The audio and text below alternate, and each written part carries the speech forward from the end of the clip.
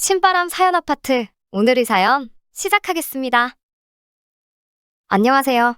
저는 29살 결혼을 앞두고 있던 여자입니다. 남자친구와 이대로 헤어진다는 생각만 해도 눈물이 나는데, 한편으로는 결혼할 생각에 한껏 부풀어 있던 제 자신한테 화가 나고 그동안의 시간이 너무 아깝고 그렇네요. 자랑은 아니지만 저희 집은 경제적으로 모자란 편이 아니에요. 원래는 대학교에 입학하게 되면 미국에 있는 대학교로 유학을 떠나려고 했는데, 조기 교육이 중요하다는 말에 고등학생이 되던 해에 저 혼자 미국 유학길에 올랐습니다. 미국인 노부부의 집에서 홈스테이를 하면서 고등학교를 졸업했고 대학교에 들어가고부터는 기숙사 생활을 했어요.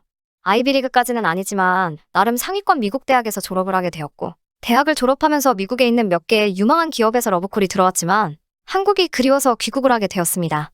한국에 돌아와서는 부모님 집으로 다시 들어가면서 대기업에 취직하게 되었습니다. 결혼까지 생각했던 남자친구와는 한국에 돌아오고 나서 저랑 절친했던 친구에게 소개를 받으면서 만나게 되었는데, 여유로운 성격에 조곤조곤 말을 잘하는 모습에 끌려서 연애를 시작하게 되었습니다. 여리여리해 보이지만 고집도 있는 편이라서 자기가 옳다고 생각하는 일에는 제 의견이 반대일지라도 고집부리며 저를 설득하려고 했어요. 하고 싶은 말은 다 하는 모습이 仙님 같지만 저한테는 그렇게도 남자다워 보일 수가 없었어요. 연애 기간이 길어지게 되면서 자연스럽게 남자친구에게 청혼을 받았고, 가정 형편이 조금 차이가 났지만 그렇다고 해서 심하게 차이나는 정도도 아니어서 저도 예비 신랑의 프로포즈에 응하게 되었습니다. 저희 부모님도 남자친구의 설득력 있고 논리정연하게 말하는 모습에 지금은 말단사원이겠지만 그 정도 모습이면 앞으로의 미래가 기대된다면서 참 마음에 들어 하셨어요. 저희 부모님한테 합격도 받았고 얼마 뒤에는 제가 예비 시댁에 인사를 드리러 갔었죠. 시아버지 되실 분은 남자친구를 꼭 빼닮은 선한 외모에 조용조용하신 인상이었는데, 시어머니 되실 분은 인상이 날카로워 보였어요. 제가 느낀 첫인상이 무색하게 처음 제게 거신 말도 아주 충격적이었습니다. 대뜸 저를 보시자마자 고등학교부터 혼자 유학 생활을 했다고 들었는데 돈이 많게 생겼다고 하시네요. 첫인상이 돈 많게 생겼다는 말은 조금 예의에 어긋나잖아요. 그런데 그런 행동과는 비교도 안 될 정도로 이어서 나오는 질문들은 더 심했습니다. 유학 생활 혼자 했으면 외국인도 사귀어 봤겠다던지, 혼자 살면서 집에 남자를 몇 명 들였냐던지 대답할 가치도 없는 질문들을 하셨어요. 남자친구는 말도 안 되는 어머님의 질문에 멀뚱멀뚱 가만히 앉아만 있었고요. 참다 더는 안 되겠다는 생각에 왜 그런 질문을 하시냐고 여쭈어봤습니다. 기분은 상했지만 최대한 예의를 갖춰서 질문을 했는데 돌아오는 대답도 아주 가관이었습니다. 유학생들은 아주 문란하게 논다고 들었다고, 너도 유학했으니 그 정도는 확인해 볼 수 있는 거 아니냐고 하시네요. 결혼정보회사에서도 유학 다녀온 여자들은 가입할 때부터 감점 요인인 걸 알고 있느냐고 하시더군요. 기분은 상했지만 언제나 옳지 않다고 생각하는 말에 항상 한마디를 해오던 남자친구가 나서주지 않을까 생각하며 그렇게 남자친구 하나만 보고 꾹 참았습니다. 꾹꾹 참으며 아무 말도 안 하고 있으니 제가 정말 만만해 보였나 봐요. 너네 집이 돈이 많으니 신혼집은 너네 부모님이 해주시겠네 하면서 이제 나도 며느리한테 용돈 좀 받으면서 살 수 있겠구나 하면서 혼자 웃으시더라고요. 아버님은 옆에서 쓴웃음만 짓고 있고 남자친구는 그 와중에도 말 한마디 안 하고 밥만 처먹고 있었어요. 그런 거는 아직 양가상견례도 끝나지 않았는데 지금 정하기에는 조금 그렇지 않냐고 반박을 했더니 어른이 말하는데 말대꾸를 한다며 혀를 차시더군요. 그때까지 옆에서 같이 밥 먹고 있던 남자친구의 누나, 그러니까 저에게는 시누이가 될 사람도 끝까지 조용히 한마디도 없다가 엄마, 쟤 외국 살다 왔대잖아. 아직 잘 모르는 것 같으니까 엄마가 좀 끼고 가르쳐야겠다. 배울 게 한참 많아 보이네. 라고 얄밉게 한마디 거들더라고요. 남자친구랑 아버님은 그냥 그 상황을 앉아서 보고만 있었고요. 저는 화가 엄청 많이 났던 상황이었지만 일단은 참았습니다. 식사 자리가 끝나고 자리에서 일어나는데 어머님이 남자친구한테 우리 귀한 아들 어떻게 장가를 보내냐, 정말 눈물이 다 나네라고 하시는데, 저도 우리 집에서 귀하게 자란 딸인데 저를 앞에 두고 어떻게 그런 말을 하실 수 있는가 싶더라고요. 카운터에 가서도 너네 집 돈 많으니까 오늘은 너가 쏘라면서 재미도 없는 농담을 하시더라고요. 여태까지 보여준 태도의 농담인지 진담인지 모르겠어서 우물쭈물 하고 있으니 그래도 아버님께서 그 정도 했으면 됐다고 하시며 식사 계산은 하셨습니다. 앞으로 며느리가 될지도 모르는 저한테 돈 10만 원이 아까워서 안절부절 못하는 모습에 크게 실망을 했어요. 남자친구 가족들은 콜택시를 불러서 기다리고 있었고, 저는 남자친구와 둘이 뒤에서 따로 서 있었는데 그 짧은 시간 동안 아주 시어머니 되실 분과 신우 될 사람한테 호되게 당한 제 걱정은 하지도 않더군요. 오히려 시간도 애매한데 이제 뭐하러 갈까? 하고 물어보면서 핸드폰으로 동네 모텔을 검색하는 모습을 보니 결혼은커녕 여태까지 이런 놈하고 만났다는 생각에 화가 머리끝까지 나더라고요. 아무 말도 안 하고 가만히 있다가는 화병이 날 것 같아서 남자친구 가족들 앞에 있는 건 상관도 하지 않고 남자친구한테 야, 이 등신아 라고 소리를 고래고래 지르면서 참아왔던 걸 한 번에 다 뿜어버렸어요. 너는 얼마나 순수하게 살아왔길래 부모님 앞에다 두고 모텔을 검색하고 있어? 우리 집 돈 많으니까 신혼집 해올게. 대신 너는 앞으로 내 앞에 넙죽 기어서 살아. 너네 엄마가 나 만나는 날만 기다리고 있다더니 이게 그런 뜻이었어? 식충이같이 밥만 처먹고 그 말 잘하던 주둥이로 밥 먹는 거밖에 할 줄 모르지. 하고 소리를 빽빽 질렀어요. 그리고 남자친구 손에 들려있던 남자친구 가족들 준다고 준비했던 선물이 담긴 쇼핑백을 다 낚아채버렸습니다.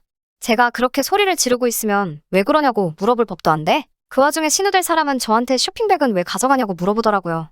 그래서 이런 집구석에 선물 주는 거가 아까워서 환불받으려고 한다고 대답을 했더니 끝까지 무례한 행동에 사과할 생각은 안 하고 줬다 뺏는 게 어딨냐고 예의가 없다고 어이없어 하네요. 어머님한테도 우리 부모님도 하나뿐인 귀한 딸 이런 집에 시집 안 보내고 싶으실 것 같다고 소리치고 그 자리를 벗어났습니다. 제가 시야에서 멀어지는데도 남자친구는 저를 잡으러 올 생각도 안 하더라고요.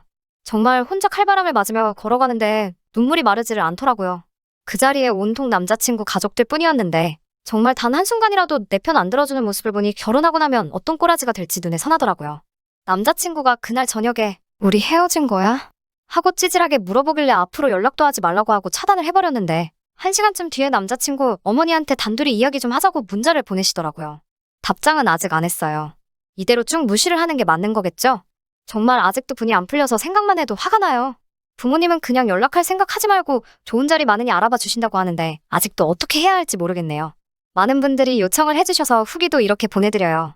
계속해서 오는 연락도 쉽고 그냥 앞으로 안 보겠다고 다짐을 했는데 남자친구가 말해줬는지 어머님이 제 퇴근 시간에 맞춰서 회사 앞으로 올 테니 잠깐 얼굴 좀 보자고 연락이 왔어요. 이렇게 계속 무시하면서 피하는 것만이 상책은 아니라고 생각해서 확실히 단판을 지으려고 만나기로 했습니다. 이미 마음이 떠난 지는 오래되었기 때문에 그 자리에서 제 마음을 다시 돌린다거나 할 생각은 없었어요. 혹시나 해서 세연이한테 연락해서 만나기로 한 카페로 와줄 수 있냐고 물어봤어요. 제 오빠가 성격이 불같은 게 있어서 괜히 오빠를 불렀다가는 일이 더 커질 수도 있다고 생각했거든요. 퇴근하고 나서 만나기로 한 카페에 가보니 어머님하고 남자친구가 같이 있었어요. 세연이는 아직 도착하지 않은 상황이었고요. 세연이 올 때까지 기다릴까 하다가 저도 성질이 조금 급한 게 있어서 그냥 카페 안으로 들어가 두 사람 앞에 앉았습니다. 그렇게 얼굴 보고 이야기하자고 해서 무슨 이야기를 하려나 했는데 이 자리에 사과받으러 오셨다고 하네요. 어이가 없어서 그 상황에서 제가 사과까지 해야 하나요? 하고 이야기를 했더니 어른이 고가운 소리 몇 마디 좀 했다고 어른들 다 있는 데서 남의 집 귀한 자식한테 욕하고 그러는 건 조금 예의가 없다. 결혼 허락 받으러 온 자리에서 저의 행동은 용납할 수 없는 행동이다. 외국에서 오래 살아서 그런 걸 잘 모르나 본데 지금 사과하면 받아줄 테니 얼른 사과를 하고 처음부터 다시 시작하자. 라고 하시네요. 본인이 한 말이 듣기 싫은 소리일 수도 있겠지만 틀린 소리 하나도 없다고 하시며 또 그 결혼정보업체에서 유학 다녀온 여자가 감점 요인이란 걸 알고나 있느냐며 그래도 우리 아들이 너랑 결혼하고 싶다고 하니 아들 얼굴 봐서 한 수 접어주고 결혼 전에 행실이 어땠는지 알아보고자 한 말인데 그걸 가지고 그러는 걸 보니 물란하게 살아온 게 맞으니 제가 속으로 찔려서 그러는 게 아니냐며 저의 태도를 보니 어떻게 몸을 굴렸는지 안 봐도 뻔하다고 하십니다. 집해오라고 한 말도 그냥 지나가는 이야기로 한 말이고 너가 말한 대로 너랑 나눌 이야기도 아니니 상견례가 진행되면 그때 너네 부모님하고 이야기를 하겠다고 하시네요. 단 한 개의 사과도 없이 제 행동을 하나하나 지적해가며 이건 제가 이래서 잘못했네. 저래서 잘못했네 하며 저보고 사과를 하라고 강요하는 모습에 머리 빠져서 한마디도 대꾸하지 않고 무슨 이야기를 하는 건가 듣기만 했네요. 남자친구가 고집안 꺾고 어떻게든 저를 설득시키려 했던 장정 같던 모습이 어디서 배워먹은 성격인지 단번에 알겠더라고요. 그 말을 다 들으니 정말 마음 한구석에 남자친구에게 남아있던 정내미마저 뚝 떨어지게 해주셨어요. 차라리 이런 식으로 나오니 저는 오히려 더 고마웠습니다. 저도 이제 말 가려서 할 필요가 없으니 그 아줌마를 향해서 한마디 마음에 아껴놓았던 말을 시작했습니다. 우리 집 잘 사는 거 맞아요. 집이며 참여 운수에 예단까지 원하는 대로 다 해올 수 있습니다. 라고 말을 먼저 시작했습니다. 집에 차까지 해온다는 말에 아줌마는 이어질 말은 생각도 안 하고 기분이 좋아졌는지 그거는 어른들끼리 만나서 천천히 이야기해야 맞지 라고 하면서 싱글벙글 표정을 숨기지 못하겠더라고요. 그 반응에 저는 하지만 우리 부모님 만날 일은 앞으로 없을 테니 집이며 원하는 거 전부 다 해올 수 있는 며느리는 다른 데서 찾으셔야겠다고 말해줬어요. 우리 부모님이 집안 형편 차이 나는 사위까지는 좋게 이해해 주시려고 했는데 학벌 차이 나고 못 배워먹은 사위는 보기 싫다고 하신다고. 착하기라도 하면 데려다 살겠는데 어머니 꼬라지를 보니 가정교육도 제대로 못 받은 것 같아서 이대로 끝내는 게 맞겠다고 하셨다고요.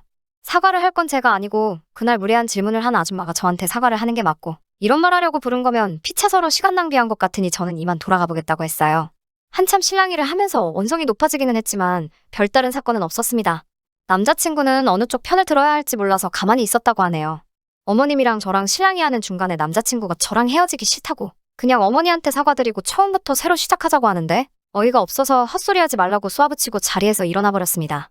그랬더니 아줌마가 저한테 결혼이 장난이냐고 이렇게 별것도 아닌 걸로 삐쳐서 헤어질 거였으면 애초에 결혼한다고 인사는 왜 왔냐고 제가 이제 엎드려 빌어도 우리 아들이랑은 더 이상 만나지 못하게 할 거라며 더는 연락하지 말라고 하더라고요.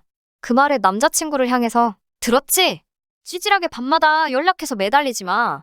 그리고 아까 다른 여자 찾으라는 말은 취소할게.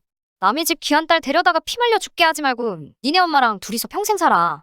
라고 쏘아붙이고 자리에서 떠나는데 남자친구가 제 팔을 확 낚아채버렸네요. 제 팔을 낚아챈 손을 저희 오빠가 갑자기 등장해서 떼어내버리고 저를 데리고 나갔습니다. 언제 왔는지 새언니가 오빠를 데리고 와 있었고 멀찍이 앉아서 상황을 지켜봤다고 하네요. 저 혼자 잘하고 있는 것 같아 개입은 하지 않았고 유사시에 상황만 대비하고 있었다고 합니다. 오빠가 이미 인상을 팍 쓰고 얼굴이 잔뜩 울그락불그락해져 있으니 아줌마도 전 남자친구도 그 앞에서 아무 말도 못하고 쩔쩔매고만 있었어요. 하고 싶은 말도 다 했는데 아무 말도 못하는 두 사람 그런 꼬라지를 보니 이젠 눈물도 안 나고 오히려 속이 다 후련하고 통쾌하더라고요. 부모님은 그냥 좋은 경험했다 치고 아직 저도 나이가 어리니 똥차가 지나가면 벤츠가 올 거라고 조급하지 말고 젊음을 더 즐기라고 하시네요. 혹시 모를 상황에 대비해 지금은 오빠와 새언니네 집으로 들어가서 오빠랑 같이 출근하고 있습니다. 다행히 그 뒤로 아무런 연락도 없고 마주치지도 않으니 잘 끝난 것 같습니다. 사람 보는 눈이 없던 제가 멍청했지만 정말 이제 와서 생각해보니 결혼하기 전에 그렇게 깽판을 쳐준 그 아줌마한테 고마울 따름입니다. 결혼을 해버렸으면 빼도 박도 못 해버릴 뻔했는데 어떻게 보면 새 출발할 수 있게 저를 도와준 거나 다름이 없으니까요. 그래도 오랫동안 만났고 사랑했던 건 진심이니 당분간 마음 한구석만큼은 허전하겠지만 아무리 생각해봐도 이젠 슬픈 것보다 어이없는 기분이 더 크네요. 여러 사람들 말처럼 똥차는 이미 지나갔으니 언젠가 나타날 벤츠를 기다리면서 저는 제가 하던 일이나 열심히 하면서 미래를 준비해야겠어요. 끝까지 들어주셔서 감사합니다. 오늘의 사연은 여기까지입니다. 구독과 좋아요, 알람 설정 부탁드리고 더 좋은 사연으로 다시 찾아뵙겠습니다. 감사합니다.